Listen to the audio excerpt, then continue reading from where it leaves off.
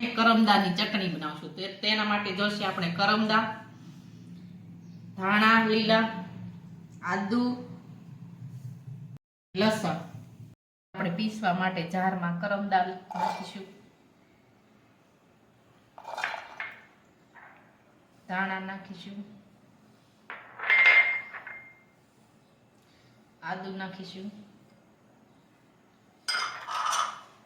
મરચાં નાખીશું,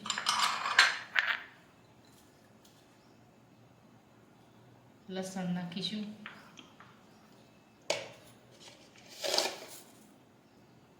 મીઠું નાખીશું,